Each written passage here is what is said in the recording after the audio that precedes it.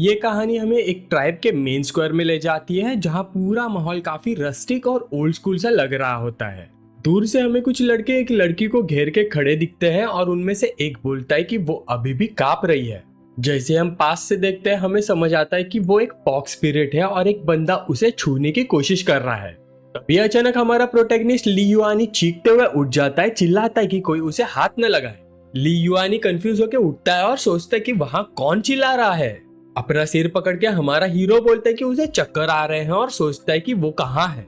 इसी बीच उन लड़कों में से एक गुस्से में बोलता है कि उस लड़की ने उसे काट दिया और चिल्लाता है कि उसे बाहर ले जाओ। हमारा प्रोटैगनिस्ट इस बारे में बिल्कुल क्लूलेस होता है। वो सोचता है चल क्या रहा है भाई। तभी वो अपने झोपड़ी से बाहर निकलता है और सीधा उन अजीब आदमियों के सामने आ जाता है। उनमें से एक कंप्लेन करता है कि लड़की सिर्फ एक स्लेव है और कहता है कि इसमें कोई हैरानी नहीं कि ली युआनी उसे नफरत करता है। फिर वहां खड़ी भीड़ गॉसिप करने लगती है, बोलती कि ली युआनी भी कोई शांत नहीं है। तभी ली युआनी सोचता है कि कहीं वो किसी नॉवेल के अंदर ट्रांसमाइग्रेट तो नहीं कर गया। उसे तुरंत समझ आ जाता है कि जिसके साथ बुरा हो रहा है वो फीमेल लीड है कुफू। फिर उसे याद आता है कि नॉवेल का नाम था the villain heroines are obsessed with me. जब उनमें से एक बंदा मुड़ के उसे ली युआनी बोलता है तब हमारा प्रोटैगनिस्ट सब कुछ जोड़ देता है। उस पल उसे बिजली गिरने जैसा एहसास होता है, वो इस कहानी का विलेन है। इतना सोच के एक बंदा उसके हाथ में एक क्लब पकड़ा देता है। वो बोलता है कि भागी हुई स्लेव पकड़ ली गई है और अब ली युआनी का काम है उसे डील करना। हमारा प्रोटैगनिस्ट सोचता है कि नॉवेल में विलेन सिर्फ 3 दिन ही जिंदा रहा था और ये पूरा सीन एक बड़ा स्कैम लगता है। पर तभी एक तेज रोशनी चमकती है आसमान में और आसमान से एक एनर्जी का बड़ा सा पिलर नीचे आता है। एक फ्लोटिंग स्फीयर दिखाई देता है और अपना इंट्रो देता है, डूइंग द प्लॉट सिस्टम बताते कि हमारे लड़के का मिशन है विलेनेस को रिफॉर्म करना ताकि वो उसे प्यार कर बैठे। ये सुनते ही ली युआनी शॉक हो जाता है और पूछता है कि कहीं सिस्टम ने स्टोरी गलत तो नहीं पढ़ ली। डूइंग वार्निंग देता है कि अगर किसी विलेनेस का करप्शन वैल्यू 5 स्टार तक पहुंच गया तो तुरंत गेम ओवर हो जाएगा। सिस्टम फिर अलर्ट देता है कि फीमेल लीड का करप्शन वैल्यू बहुत तेजी से बढ़ रहा है, करंटली लेवल 3 स्टार। उनमें से एक बंदा बोलता है कि ली युआनी बस खड़ा क्या कर रहा है और कहता है कि अपना परफॉर्मेंस दिखाओ, और वो अगले ही पल लड़की पर अंडा मार देता है। हमारा प्रोटैगनिस्ट चिल्लाता है, पूछता है कि ये सब क्या कर रहा है उसके साथ। प्रोटैगनिस्ट की चीख से वो बंदा घबरा जाता है। ली युआनी तुरंत आगे बढ़ के लड़की के सामने खड़ा हो जाता है और कहता है कि देखना चाहता है कौन हिम्मत करता है उसे बुली करने का। तभी अचानक से एक ग्रीन हेड औरत स्मोक टोन के साथ सामने आती है। वो हैरान होती कि ली युआनी को कुफू को प्रोटेक्ट करते देखकर। सिस्टम फिर से वार्निंग देता है कि करप्शन वैल्यू और भी तेज बढ़ रही है और हमारा हीरो समझ ही नहीं पाता क्यों। ली युआनी खुद को इडियट बोलता है क्योंकि उसे रियलाइज ही नहीं होता कि वो अब कुफू का सबसे बड़ा दुश्मन है। ये सोच के वो पूरी स्ट्रेटजी बदल देता है। हमारा प्रोटैगनिस्ट बोलता है कि लड़की उसकी है और किसी को इंटरफियर करने का हक नहीं। बाकी लड़के सोचते हैं कि ली युआनी बिल्कुल नहीं बदला, बस पॉजिटिव हो रहा है। हमारा लड़का सबको वार्निंग देता है कि उसे दूर रहो और जो भी दोबारा हाथ लगाएगा उसे थ्रेटन करता है। यहाँ फॉक्स गर्ल कुफू को ये सब काफी अजीब लगता है। वो उसे साइड से देखती है। लड़की उसके एटीट्यूड से कंफ्यूज हो जाती है और उसे घूरती रहती है। ली युआनी उसे डांटते हुए बोलता है कि जल्दी से घर जाओ और सिस्टम उसे कॉन्ग्रेचुलेट करता है। हमारा प्रोटैगनिस्ट उस पर चिल्लाता है, पूछता है कि क्या उसे लगता है कि वो बहुत पेशेंट आदमी है। पर यहाँ लड़की अपने हाथ में एक तेज पत्थर पकड़ लेती है। कुफू उठ के खड़ी होती है और डिस्ट्रेस भरी नजरों से प्रोटैगनिस्ट का सामना करती है। फिर हमारा हीरो और फॉक्स गर्ल वहां से चल देते हैं जबकि दूर से उन्हें देखा जा रहा होता है। वो मिस्टीरियस ग्रीन हेड औरत कमेंट करती कि ये लुआनी काफी इंटरेस्टिंग होता जा रहा है। ली युआनी ओरिजिनल विलन की तरह एक्ट करता है और लड़की को धमकाता है, कहता है स्पीड बढ़ाओ अपनी। बेचारी फॉक्स गर्ल कुफू बिल्कुल थकी हुई होती है, मुश्किल से खड़ी रह पा रही होती है, पर अचानक से उसका पाँव फिसलता है और वो धम से गिर जाती है। हमारा हीरो उसे देख के सोचता है कि उसकी हालत काफी पिटीबल है और उसे किसी तरह बचाना होगा। तो वो डिसाइड करता है कि उसे उठा के अपने घर ले जाएगा। बाद में अपने घर पर हमारा लड़का बेड पर बैठ के सिस्टम से बात करता है। वो पूछता है कि क्या कोई स्टार्टर पैक या कुछ ऐसा मिल सकता है उसे। सिस्टम कंप्लेन करता है कि उसके पास सिर्फ 10 पॉइंट्स है, फिर भी आइटम शॉप खोल लेता है उसके लिए। ली युआनी सोचता है कि इतने कम पॉइंट्स में कुछ काम का खरीद ही नहीं पाएगा। फिर वो सिर्फ 2 पॉइंट्स का वुमेन्स क्लोथिंग का सेट खरीद लेता है, ये सोचते हुए कि जो भी आज सुबह हुआ कुफू के साथ उसके अमेंड के लिए। हमारा प्रोटैगनिस्ट उसको देखते हुए सोचता है कि 3 दिन हो गए अभी तक वो जागे क्यों नहीं। तभी कुफू धीरे धीरे अपनी आंखें खोलती है और सिस्टम खुशी से अनाउंस करता है कि फॉक्स गर्ल कुफू जाग चुकी है। इससे ली युआनी को सुकून मिलता है देख के कि वो ठीक है। फिर वो एक बाउल ऑफ फूड लेके पास आता है और उसे बोलता है पीने के लिए। पर अचानक कुफू का करप्शन वैल्यू तेजी से बढ़ने लगता है और हमारा हीरो पैनिक में आ जाता है। करप्शन पॉइंट्स इसलिए बढ़ रहे होते हैं क्योंकि कुफू सोचती है कि इसमें जहर है। ली युआनी झूठी खांसी खांसता है, फिर वो एक्टिंग कंटिन्यू करता है, चिल्लाता है कि या तो पी लो वरना जबरदस्ती पिलाएगा। इतना बोल के वो बाउल उसके हाथ में थमा देता है और धमकी देता है कि अगर अभी भी दवा नहीं पी तो उसको बाहर निकाल देगा। डर के मारे कुफू वो अजीब सा लिक्विड पीना शुरू कर देती है, भले ही उसे लगता है कि ये उसका आखिरी पल है। खत्म करने के बाद वो पूछती कि अब उसे और क्या करना चाहिए। फॉक्स गर्ल सोचती है अब उसका एंड पक्का है और बचने का कोई चांस नहीं उसके पास। ये सोच के वो बिल्कुल डेस्परेट हो जाती है और मन ही मन आता है कि शायद खुद ही सब खत्म कर देना चाहिए, बेटर होगा। हमारे हीरो की नीयत समझ जाता है और उसे धमकाता है, कहता है कि ऐसा सोचने की भी हिम्मत मत करना, और वो उसके लिए खाने से भरी एक प्लेट छोड़ देता है। वो उसे बोलता है कि कपड़े तुम्हें पहनने के लिए और खाना तुम्हें खाने के लिए। पर जैसे ही वो ये सब बोल रहा होता है, एक हरा कलर का स्नेक उसे ऊपर से देख रहा होता है। वो स्नेक चमकने लगती है और शेप बदलने लगती है, हमारे लड़के के बारे में सोचते हुए कि वो अभी भी कितना विशियस है और बिल्कुल भी नहीं बदला। और स्नेक एक ग्रीन हेड औरत में बदल जाती है जिसका फिगर काफी स्टर्निंग होता है। वो याद करती कि उसको कुछ अलग सा फील हुआ था, पर फिर सोचती कि शायद कुछ भी नहीं। उसके पीछे से कुछ और फॉक्स गर्ल्स आती हैं और उस औरत को जेनी बोल के फल तोड़ने के लिए बुलाती है। जेनी तुरंत हाँ बोलती है और बाकी लड़कियों को एक विकेट से स्माइल देती है। इधर ली युआनी लड़की को बोलता है कि तुम यही खाना डिजर्व करती हो। जब वो छोटा था उसने कई बच्चों के साथ 4 डिश और एक सूप पे गुजारा किया था। वो आगे बोलता है कि वो कचरे में खुदाई करती हुई लग रही है और उसे जल्दी से कपड़े बदलने को कहता है। प्रोटैगनिस्ट उसको धमकी देता है कि अगर एक भी दाना छोड़ा तो पूरा खाना उसके सर पर डाल देगा। और तभी करप्शन का एक पॉइंट बढ़ जाता है और सिस्टम बताता है कि लड़की अभी भी सोच रही कि खाना पॉइजन है। हमारा हीरो सोचता है कि पिछले ओनर ने उसे कितना बुरा ट्रीट किया होगा। फिर वो चिकन लेग उठाता है और कहता है कि वो इसे खाने के लायक नहीं है, फिर खुद ही खा लेता है। वो खाते हुए बोलता है कि इसका टेस्ट तो बहुत अच्छा लग रहा है, पर तुमको देख के मेरा एपेटाइट ही मर गया। और हमारा प्रोटैगनिस्ट बाहर निकल जाता है और दरवाजा लॉक कर देता है बाहर से। इधर फॉक्स गर्ल कुफू उसके रिएक्शन से हैरान रह जाती है, पर अचानक कुफू खाने की तरफ झपट्टी मार देती है जो हीरो ने छोड़ के गया था। वो चिकन लेग को भूखों की तरह खाने लगती है। डेस्परेटली खाती है, वो इमोशनल भी हो जाती है। खाते खाते ही वो रोने लगती है जब उसे समझ आ जाता है कि खाने में जहर नहीं है।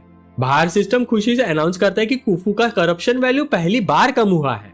हमारा लड़का सोचता है कि पिछला ओनर इतने सुंदर लड़की के साथ इतना बुरा कैसे कर सकता है। यहाँ तक कि प्रोटैगनिस्ट और उसका नाम भी सेम है और ऑथर ऑफ द नॉवेल भी थोड़ा हापसी है।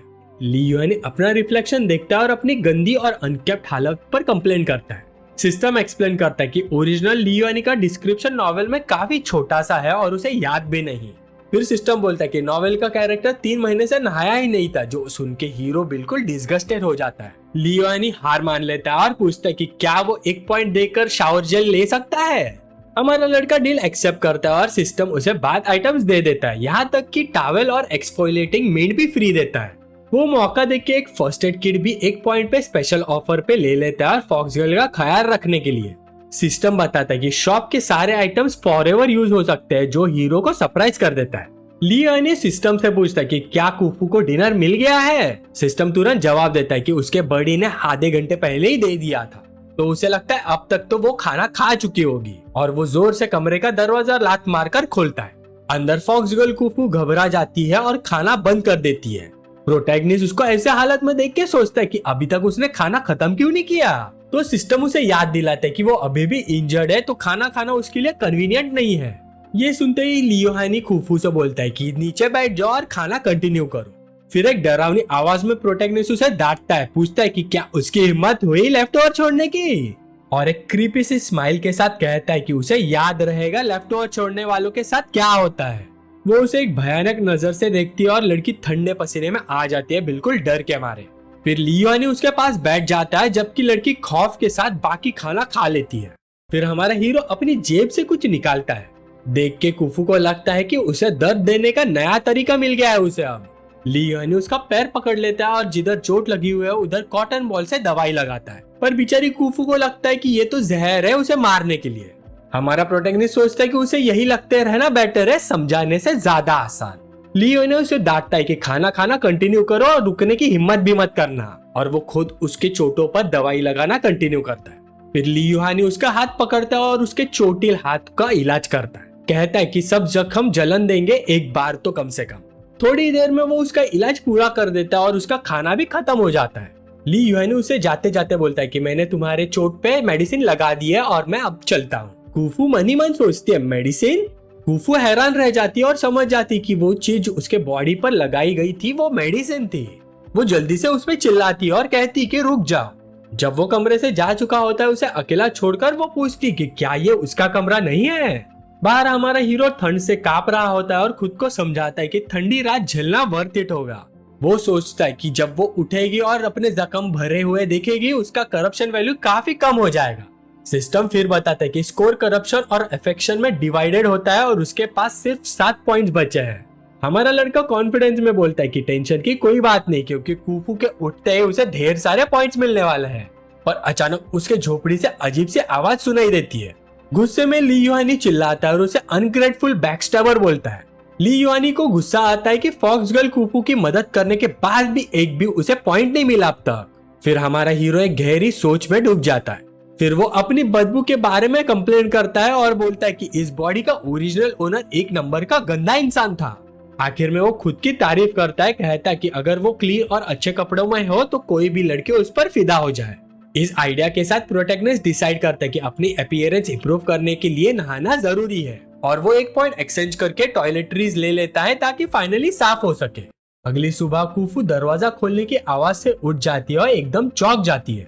दरवाजे पर ली युआनी खड़ा होता है, पूरी तरह से साफ सुथरा और अच्छी खुशबू के साथ। कुफू उसके इतने बड़े चेन से शॉक हो जाती है और उसे पहचान भी नहीं पाती। हमारा हीरो स्टाइल मारते हुए पूछता है कि क्या उसे वो बहुत हैंडसम और अट्रैक्टिव नहीं लग रहा। पर अचानक ही कुफू डर के मारे पीछे हट जाती है और ली युआनी उसे पूछता है कि अचानक से तुम पीछे क्यों हट गई। और तभी से उसका करप्शन फिर से बढ़ने लगता है। ली युआनी को समझ ही नहीं आता कि करप्शन पॉइंट फिर से क्यों बढ़ रहे हैं। तभी सिस्टम उसे बताता है कि उसका करप्शन वैल्यू 0.001 पर मिनट के हिसाब से हमेशा बढ़ता रहेगा। फिर उसे रियलाइज होता है कि अगर एक हैंडसम स्ट्रेंजर अचानक सामने आ जाए तो कोई भी सस्पिशियस हो जाता है। इसे फ्रस्ट्रेशन में ली युआनी गुस्से में दीवार पर मुक्का मार देता है। वो कुफू पर चिल्लाता है और पूछता है कि अभी भी वो वही पुराने गंदे कपड़े क्यों पहनी हुई है। क्या उसे उसने दिए हुए कपड़े पसंद नहीं आए। अपनी एक्टिंग जारी रखते हुए वो उसके कपड़ों को गंदा और बेकार बोल के क्रिटिसाइज करता है। ली युआनी उसको कंधे से पकड़ लेता है और बोलता है, क्या तुम्हारा इरादा ली फैमिली को पूरे ट्राइब के सामने गंदा होने का फील करवाना चाहता है। इससे कुफू थोड़ी डर जाती है और थर-थर कांपती है। उसको देख के ली युआनी सोचता है कि लड़की को गहरा ट्रॉमा है और उसे संभालना काफी मुश्किल होगा। फॉक्स गर्ल कुफी उसे डर और शक भरी नजरों से देखती रहती है। तभी हमारा हीरो चिल्लाता है और कहता है कि जल्दी से जाके कपड़े बदलो अपने। कुफू बोलने की कोशिश करती है कि उसे खाना बनाना है, पर उसकी बात ली युआनी बीच में काट देता है और बोलता है कि उसका खाना बहुत ही खराब होता है। फिर ली युआनी उसे बेड पे धकेल देता है और बोलता है कि तुम आज खाना मत बनाओ, जस्ट घर पे रहो और अपने एक्शंस पे रिफ्लेक्ट करो।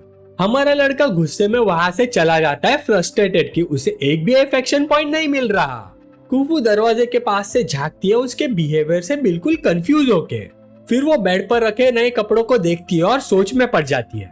कुफू को याद आता है कि पहले वो उसे कितना बुरा ट्रीट करता था और फिर अचानक कैसे बदल गया। वो आगे सोचती है वो तो एक स्लेव है और उसके मास्टर को मरती हुई हालत में छोड़कर भाग गई थी, और जब वो पकड़ी गई उसे सजा क्यों नहीं दी गई और ऊपर से नए साफ कपड़े भी दे दिए। फिर वो अपना हाथ देखती है और नोटिस करती कि जख्म पहले से बेटर हो गए हैं। वो सोचती कि क्या वो एक्चुअली उसके बारे में वरीड है, पर उसकी कॉन्शियसनेस उसे वार्न करती है कि ये सोच के बेवकूफ मत बनो, वो केयर नहीं करता तुम्हारी। फॉक्स गर्ल कुफू खुद को समझाती है कि वो सिर्फ उसके लिए कोई और बुरा प्लान बना रहा होगा, क्योंकि ली फैमिली कभी भी किसी से अच्छे बिहेव नहीं करती। वो नए ड्रेस को जोर से पकड़ लेती है और डिसाइड करती कि उसे कभी ट्रस्ट नहीं कर सकती। उधर हमारा हीरो चलते चलते ही अचानक बीच में रुक जाता है। ली युआनी सोचता है कि लड़कियों को प्रिटी कपड़े पसंद होते हैं, जिससे उसका मूड बेटर होगा और उसे पॉइंट्स बढ़ेंगे। पर सिस्टम बताता है कि उसका करप्शन वैल्यू थोड़ा और बढ़ गया है, जिससे वो शॉक हो जाता है। ली युआनी फ्रस्ट्रेशन में जमीन पर गिर जाता है और बोलता है कि वो हार मान रहा है क्योंकि ये लड़की हैंडल ही नहीं हो रही उससे। फिर हमारा हीरो अपनी विलन एक्टिंग प्रैक्टिस करना शुरू करता है। बोलता है कि कुफू का दिन खराब था जो उससे टकरा गई। वो अपना ड्रामा कंटिन्यू करता है, कहता है कि अगर उसने अच्छी तरह से सेवा नहीं की तो उसे एक क्विक और पेनलेस एंड मिलेगा ताकि दर्द ज्यादा ना हो। फिर अचानक अपनी टोन बदल के सिस्टम से पूछता है कि क्या उसकी एक्टिंग काफी क्रूअल थी। डोइंग कंफर्म करता है कि हाँ, काफी ज्यादा ही थी। ली युआनी बोलता है कि कैरेक्टर में रहने के लिए कोई न जानता कि पर्दे के पीछे वो कितनी मेहनत करता है। इसके साथ ही ली युहानी और सिस्टम दोनों हाइप हो जाते और चिल्लाते कि इस दुनिया में जिंदा रहने के लिए जो भी करना पड़े करेंगे। घर वापस आके हमारा हीरो चिल्लाता है कि वो वापस आ गया और पूछता है कि सब कहाँ है। सोचता है कि क्या फॉक्स गर्ल कुफू फिर से भाग तो नहीं गई। तभी कुफू पर्दे के पीछे से निकल के टिमिड आवाज में बोलती है कि वो यही है और भागी नहीं। प्रोटैगनिस्ट फिर डरावने अंदाज में उसकी तरफ चलने लगता है अपनी क्रूअल विलन इमेज बनाए रखने के लिए। ली युहानी उसे डांटता है और बोलता है कि नहा के कपड़े बदले क्योंकि इतनी गंदी है कि वो उसे एम्बैरेस कर रही है। कुफू डर के मारे जमीन पर घुटनों के बल बैठ जाती है और बोलती है नहीं नहीं वो ऐसी बात नहीं है। और उससे पहले ली युहानी कंप्लेन करता है कि उसने लकड़ियां क्यों जमा की, उससे उसका जख्म फिर से खुल सकता है। कुफू इस बात से बिल्कुल कंफ्यूज हो जाती है और उसे समझ ही नहीं आता कि उसके अजीब बिहेवियर पे कैसे रिएक्ट करे। फिर हमारा लड़का आग की तरफ इशारा करता है और ऑर्डर देता है कि बिना जवाब दिए जाके पूरी तरह से साफ हो जा, और वो खुद ही लकड़ी आग में डाल देता है।